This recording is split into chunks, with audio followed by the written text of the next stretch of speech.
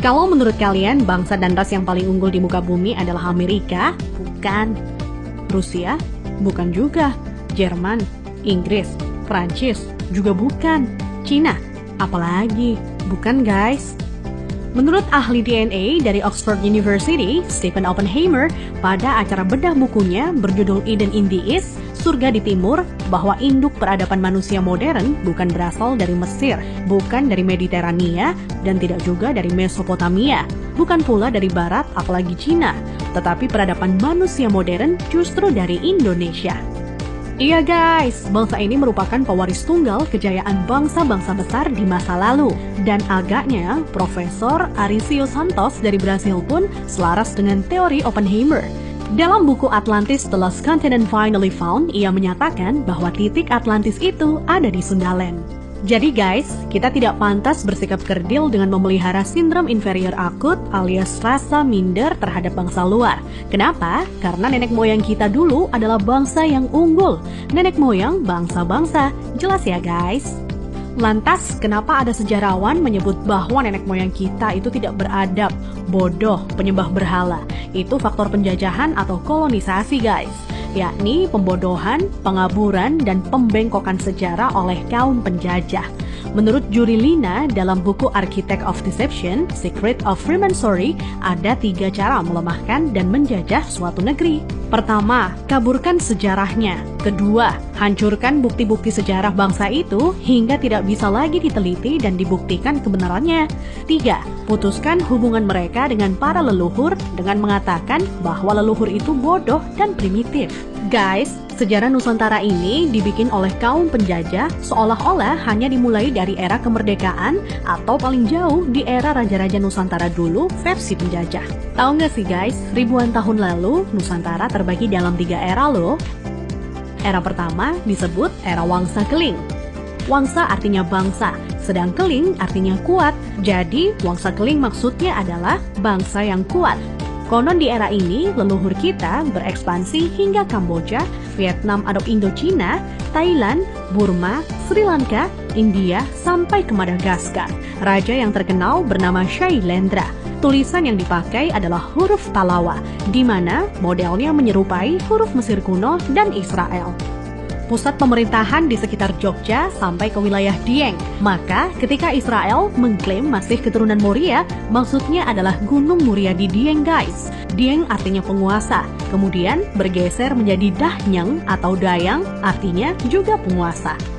Setelah Wangsa Keling menghilang, di Tenggarai munculnya situs Dieng maupun Candi Borobudur. Nah, habisnya era Wangsa Keling ditandai dengan bangunan Bako atau Baki, yang artinya kuburan atau berakhir, dan ditandai dengan berdirinya Candi Boko atau Bako. Era selanjutnya adalah era Medang Kamulyan. Medang artinya kemajuan dan Kamulyan artinya kemuliaan atau kejayaan. Bahwa Medang Kamulyan zaman kemajuan terutama bidang keagamaan. Agama lebih dititik beratkan dalam sistem pendidikan terpadu mulai dari lingkup kecil hingga besar. Rajanya yang terkenal adalah Ratu Boko. Di era itu merupakan cikal bakal munculnya huruf Sangsekerta yang dikenal oleh Aji Saka. Aji artinya sesuatu yang dihormati, dan Saka artinya penyangga, caga, atau tiang. Nah, tiang jika bergeser ke Cina menjadi Tian atau Tuhan. Jadi guys, Aji Saka artinya sesuatu yang dihormati karena Tuhannya, atau segala sesuatu yang mengacu pada Tuhan yang sangat dihormati. Kemudian huruf-huruf tadi akhirnya menjadi bahasa Sangsekerta. Jadi guys, Sangsekerta itu asli berasal dari bumi Nusantara atau Indonesia, bukan dari India. Kenapa? Di India tidak ada kata-kata sang. Jika berbasis kata sang, justru lebih dekat ke Cina. Contohnya Chiang Kai-shek, di mana Chiang oleh bangsa Cina dibaca sang. Jadi guys, sang itu berasal dari bahasa asli Indonesia tempo dulu, yakni bahasa Saka. Huruf yang dipakai di era Ratu Boko adalah Sangsekerta. Iya, kerta artinya 4, sedang sang asal kata wangsa atau bangsa. Jadi, Sangsekerta itu 4 bangsa yang meliputi antara lain, pertama, bangsa Qin yang meliputi bangsa Cina sendiri, Vietnam, Laos, dan Kamboja. Kedua, bangsa Thai meliputi Burma dan Thailand. Ketiga, bangsa Afrika yakni Madagaskar, Sri Lanka, India, dan lain-lain hingga Mesir disebut sebagai bangsa Afrika. Keempat, Bani Jawa yang terdiri atas bangsa atau suku Jawa, Sumatera, Papua, sampai Kepulauan Polinesia dan Hawaii. Hingga kini, Sangsekerta kuat pengaruhnya di India dan Sri Lanka. Dari keempat bangsa tersebut, penguasa yang terkenal ialah Ratu Boko. Jika keempat unsur bangsa itu digabungkan, maka timbul istilah Nuswantara atau Nusantara.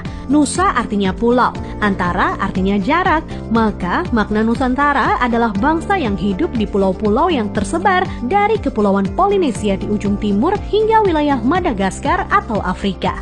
Selanjutnya dari era Medan Kamulyan berganti ke era Kahuripan. Kahuripan artinya kehidupan. Raja yang terkenal adalah Hayam Wuruk atau Brawijaya III yang terkenal dengan sebutan Jumadil Kubro sebagaimana makamnya di Troloyo, Trowulan, Mojokerto. Maksud kata Jumadil adalah Jum'ah atau Jumat yang artinya berkumpul atau bersatu dan Kubro artinya besar. Jadi Jumadil Kubro maknanya adalah berkumpulnya sesuatu yang besar atau istilah Sangsekerta disebut Sumpah Palapa. Melalui Sumpah Palapa, Hayam Wuruk berhasrat membangun kembali Nusantara sebagaimana dulu pernah gemilang di era Medan Kamulyan. Ia ingin menyatukan Nusantara yang telah tercerai-berai menjadi beberapa kerajaan atau wilayah kecil-kecil.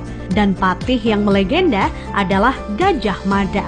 Nah, hal yang tidak tercatat atau dihilangkan oleh sejarah modern ialah guratan atau ukiran pada batu sumpah palapahnya Gajah Mada yang ternyata berlafazkan La ilaha illallah, tiada Tuhan kecuali Allah.